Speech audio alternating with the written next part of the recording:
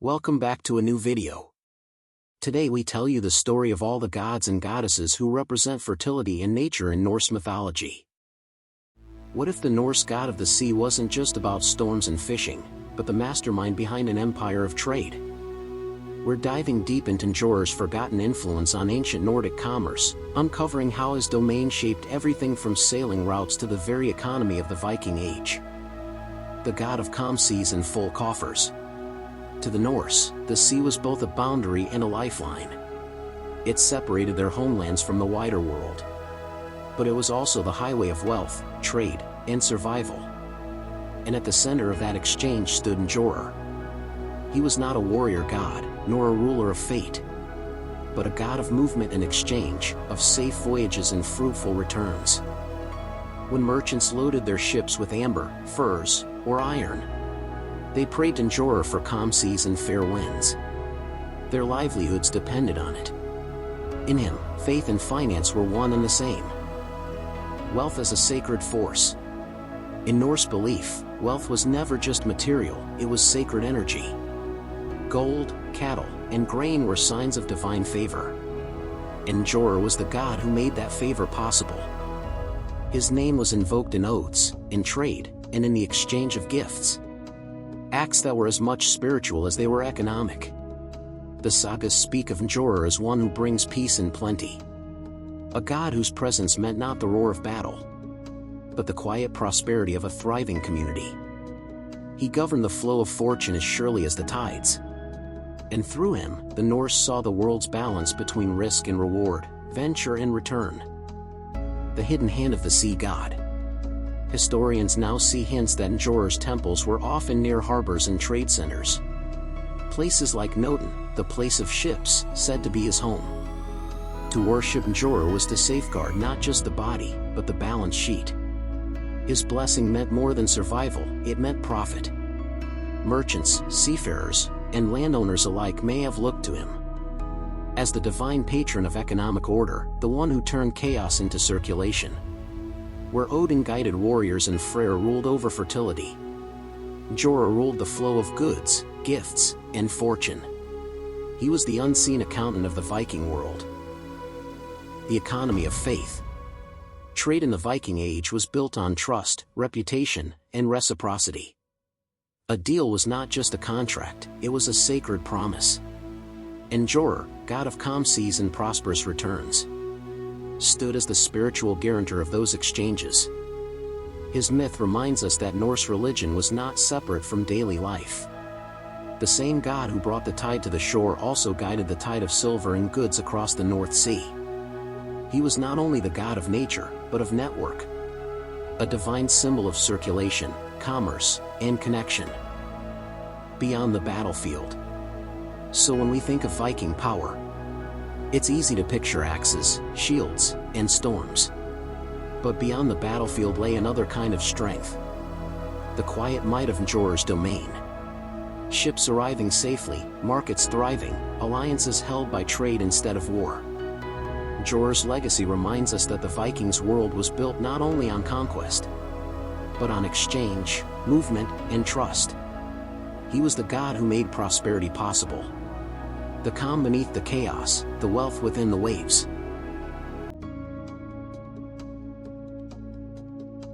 What if the most powerful magic in Norse mythology wasn't wielded by Odin, but by a goddess whose very name evokes beauty and battlefield prowess? Get ready to uncover the secrets of Freya, the Vanir goddess of magic and power, and see how her influence shaped not just her pantheon, but the very fabric of Norse cosmology. The goddess of gold and battlefields. To the Norse, power wasn't only measured by strength of arm, but by the ability to shape the unseen. Freya embodied that paradox, warrior and lover, sorceress and diplomat, fierce and resplendent. She rode into battle on a chariot drawn by cats, claimed half the fallen warriors for her hall of Folkvanger. And yet she was also the goddess of love, of beauty, of fertility, of every pulse that kept the world alive. While Odin sought wisdom through sacrifice, Freya already possessed the kind of knowledge that could shift destiny itself. Her magic didn't just see the future, it rewrote it. Seer, the power beneath the gods. In Norse mythology, Seer was no simple spellcraft. It was the deep, feminine magic of weaving fate, of sensing hidden currents and bending them to will. And it was Freya who first mastered it. She didn't learn it from Odin, she taught it to him. That act alone changes everything. The All-Father, the god of wisdom and war, turned to Freya for the secrets of fate itself. In her hands, Seer became the ultimate power, not to dominate, but to transform. Her magic revealed the interconnection of all things: life, death, love, and fortune. It wasn't about command, it was about alignment, the delicate art of moving with the world's energy instead of against it. Through Freya, the Norse saw that true mastery was not conquest, but communion. The currency of desire. Freya's wealth was legendary. Her tears became gold, her necklace prizing them in a symbol of irresistible allure and divine sovereignty. But her treasures weren't just ornaments, they were expressions of power. To desire something was, in her realm, to summon it into being. Desire was creation itself. She ruled over fertility and passion, but also over exchange, the giving and taking of value, of affection, of promise. Where Njord governed trade in goods, Freya ruled trade in hearts and fates. Her domain was the invisible economy of emotion, where attraction and ambition intertwined. Beyond the battlefield. The sagas often paint Odin as the archetype of power, but Freya's influence ran deeper, subtler. She did not build empires by sword, but by spirit. She moved the world not through fear, but through fascination.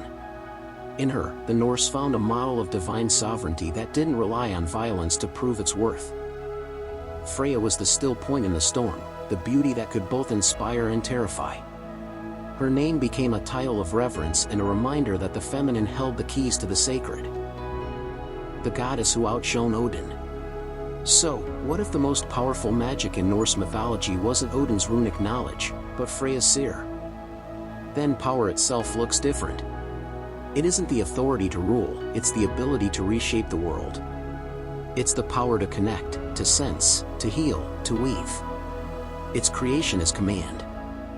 Freya's legacy shows that the Norse cosmos was not just built on war and wisdom, but on emotion, intuition, and the sacred balance of desire and destiny. She was not just a goddess among gods. She was the pulse of their universe, the unseen architect of fate itself.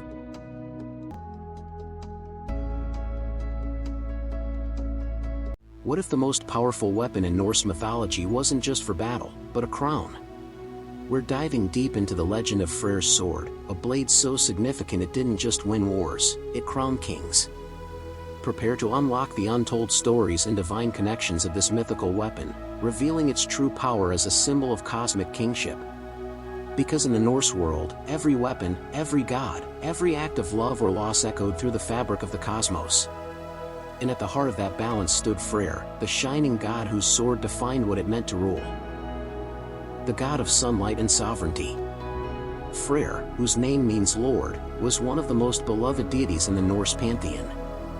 A member of the Vanir, the older, earth-oriented gods of fertility and prosperity, he represented sunlight, harvest, peace, and the sacred rhythm of abundance. In contrast to Odin's grim pursuit of wisdom and Thor's roaring defense of order, Freyr's power lay in harmony. He governed the growth of crops, the calm of summer, the success of trade, and the peace of kingdoms. Where others ruled through force, Freyr ruled through flourishing. It's said that under his reign, no man would harm another, and every field would yield without toil. He was the divine image of the just ruler, the one whose fortune radiated outward into the well-being of his people. And at the center of that rulership stood his sword, a weapon that, according to the Prose Edda, could fight on its own, moving with divine will. A sword that fought without a hand. The sword of Freyr was no ordinary blade. Snorri Sturluson describes it as a weapon so sacred and alive that it could strike by itself if wielded in righteousness. It symbolized more than strength, it was the physical manifestation of divine legitimacy. The sword's autonomous nature mattered deeply. A king who ruled with justice didn't need to swing his blade, it acted in accordance with divine order. In that sense, Freyr's sword wasn't a tool of violence, but an instrument of balance. It was also connected to solar imagery. Some scholars suggest it represented the sun's life-giving light. Just as the sun cuts through darkness, Freyr's sword carved through chaos to preserve harmony. When Freyr gave it up for love, it wasn't just a romantic gesture, it was a mythic reenactment of cosmic exchange. He surrendered his solar weapon, and with it, the order of the world shifted. The price of love, the loss of the sword. Freyr fell in love with Geir, a beautiful giantess of the earth, whose radiance was said to outshine the heavens. In Skirnismal, he becomes so consumed by longing that he cannot eat or sleep. To win her hand, he sends his servant Skirnir to woo her, offering gifts, threats, and finally, his sword as payment.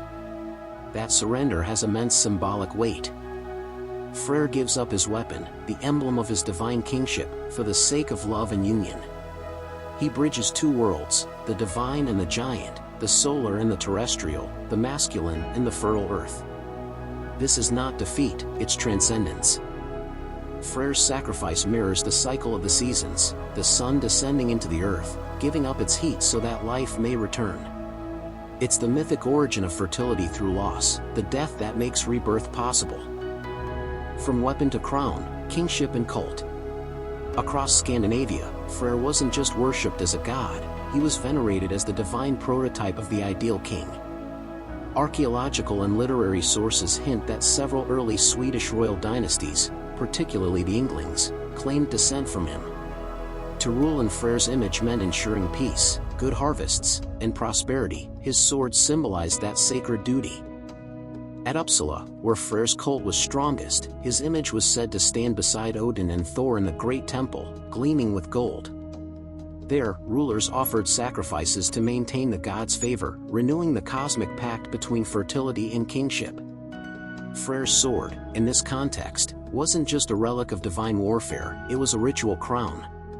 A reminder that the true ruler was not the conqueror, but the nurturer. The fall at Ragnarok. But all gifts come with a cost.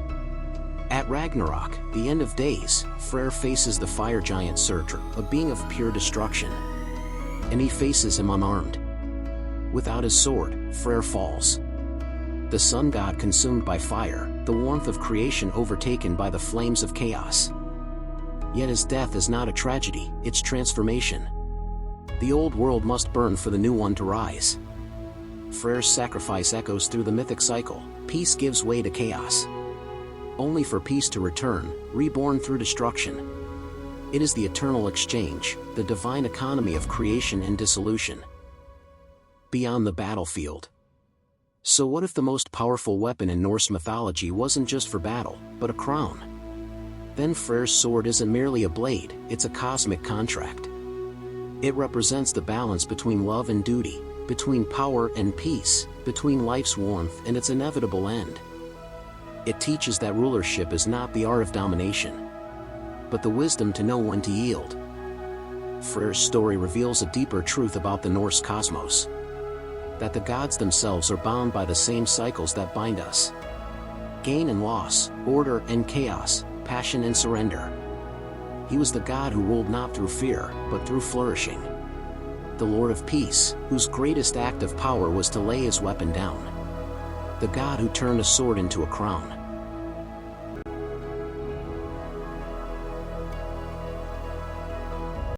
What if the gods of winter weren't just about snow and ice, but about untamed wilderness and fierce independence?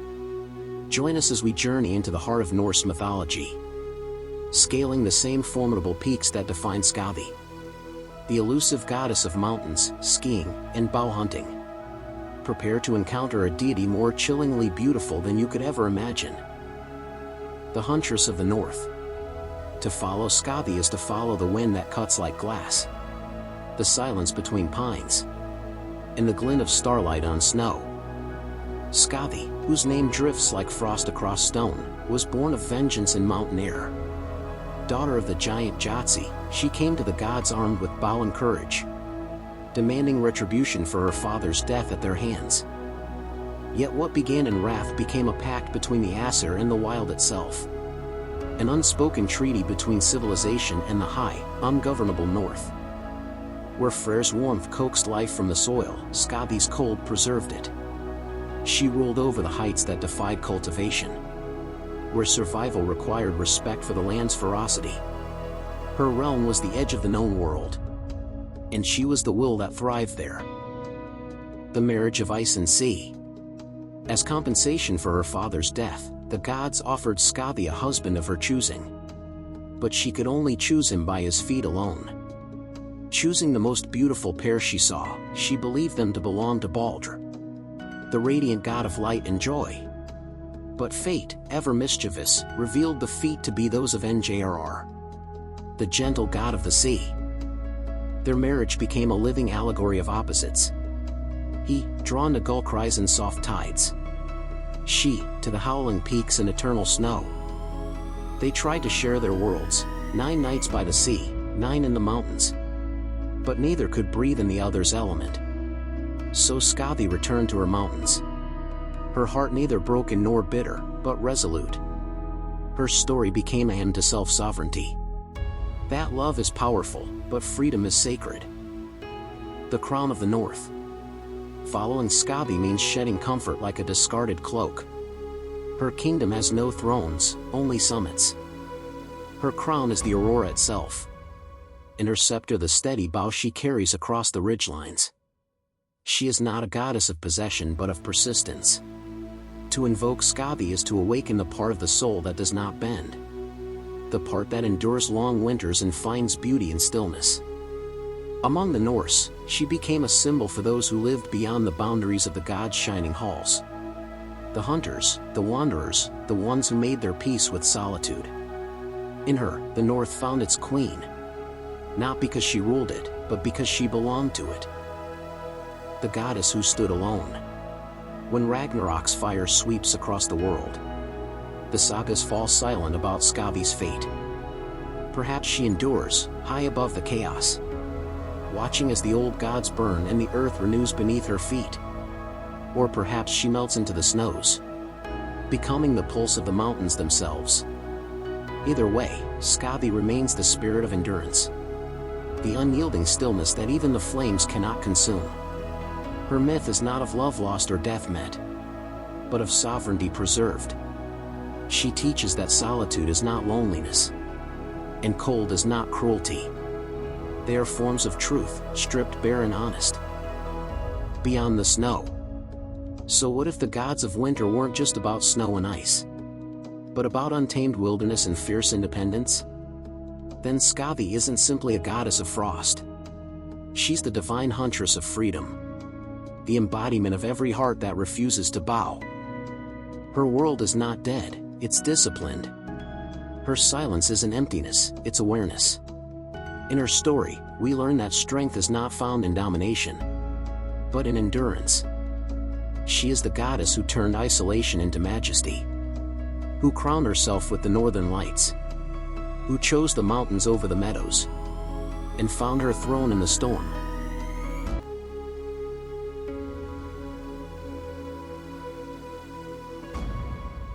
The most devastating force in Norse mythology wasn't Ragnarok itself.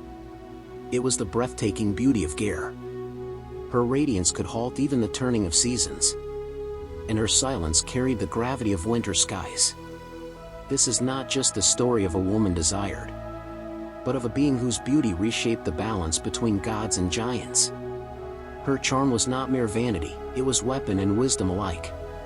A force that could bend the 9 realms without lifting a hand. In the Norse cosmos, fire might destroy, but beauty, true, relentless beauty, could conquer. The light hidden in Jotunheimr. Before the gods sang her name, Geir lived in the heart of frost. She was born of the Jotnar, those ancient beings, older than the gods themselves, children of chaos and creation. Her father, Jymir, ruled a realm of frozen lakes and gleaming cliffs. And her mother, said by some to be the sea giantess Orboa, wove moonlight into her daughter's hair. Geir's beauty was not delicate, it was perilous. It did not invite, it warned. Her eyes were said to reflect both dawn and dusk, as though she herself were the horizon where light meets shadow. Even among giants, her presence stilled the air. She was the promise of spring locked in winter's keep. A paradox so potent that it stirred the hearts of gods.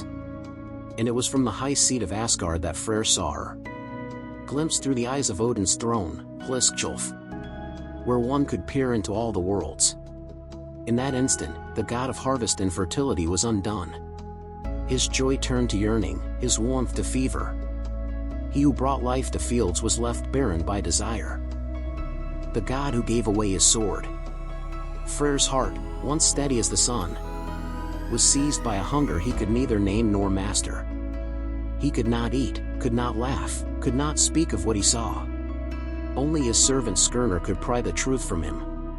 That he had seen a woman so radiant that even the god's golden halls seemed dim by comparison. Skirnir, loyal but cunning, offered to go to Jotunheimr and win her hand on Freyr's behalf.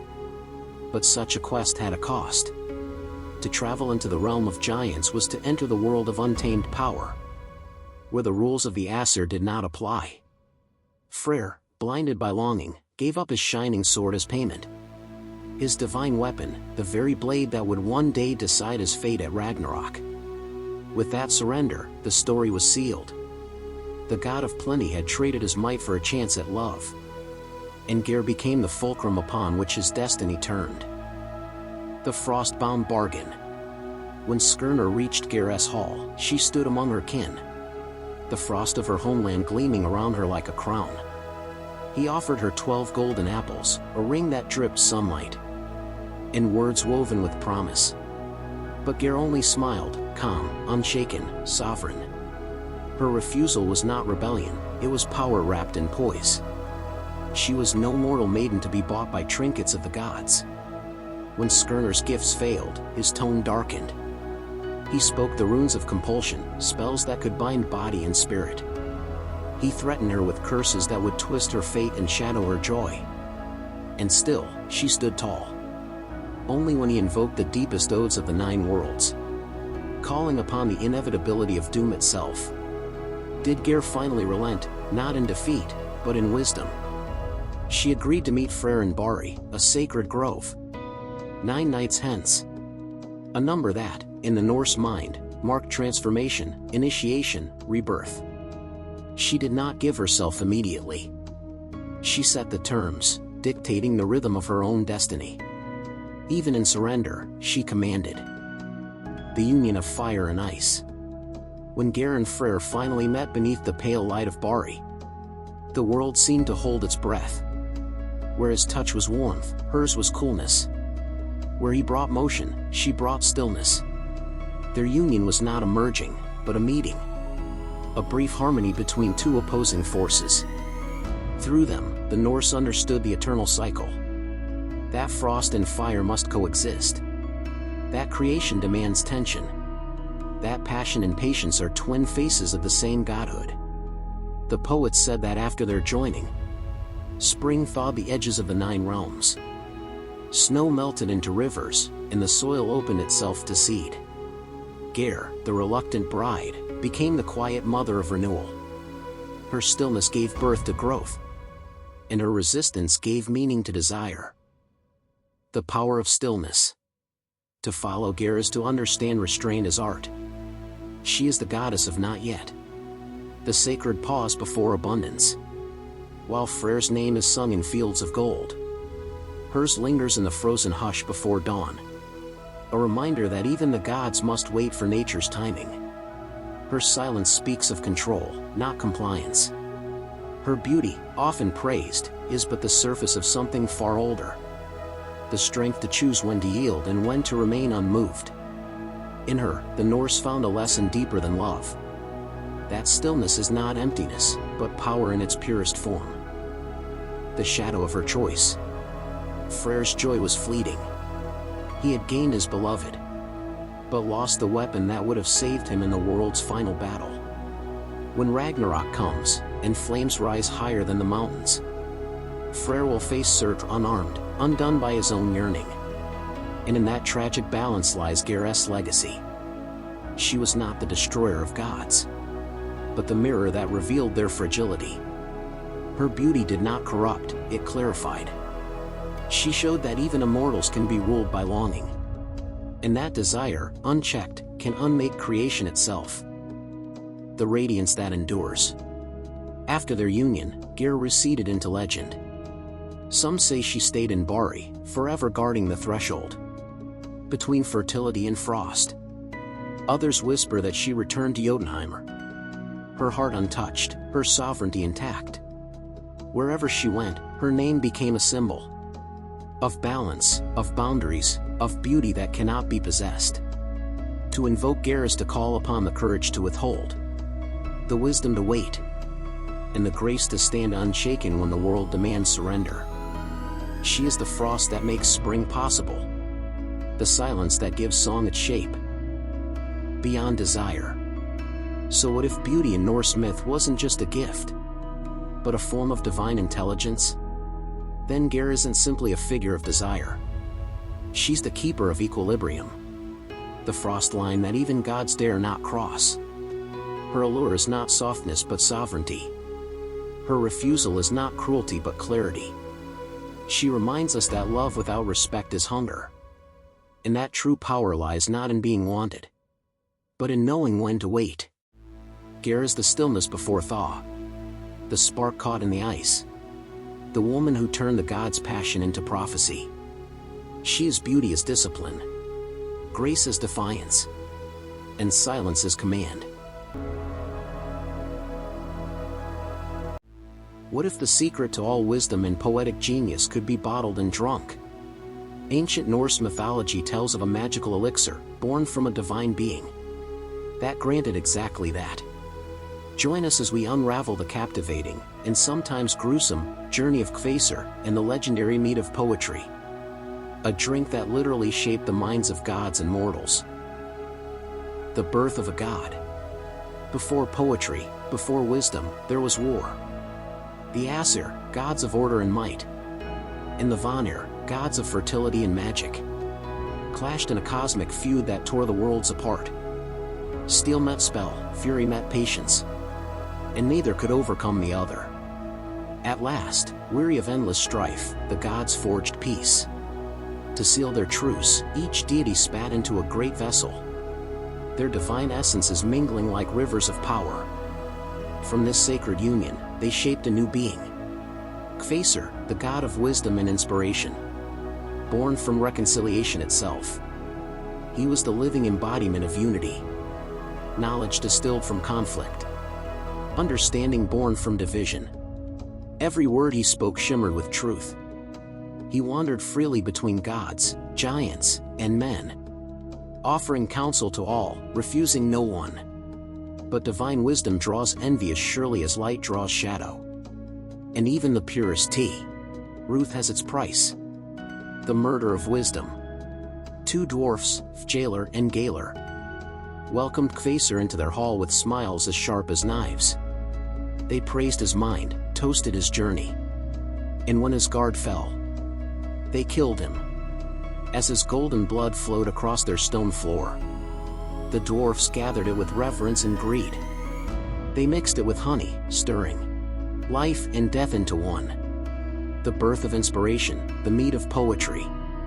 In their hands, Kvasir's essence underwent an alchemical transformation, the sacred union of divine blood and mortal sweetness. From that union came the mead of poetry, a drink so potent it carried the spark of creation itself. This was no mere beverage, it was a living elixir, a vessel of transformation, of memory, of art. To drink it was to taste understanding beyond reason, to feel language turn to flame upon the tongue. The mead bestowed poetic mastery, eloquence of speech, and profound, unshakable wisdom. It could turn the most ordinary soul into a skald, and the humblest voice into prophecy. But the mead was more than magic.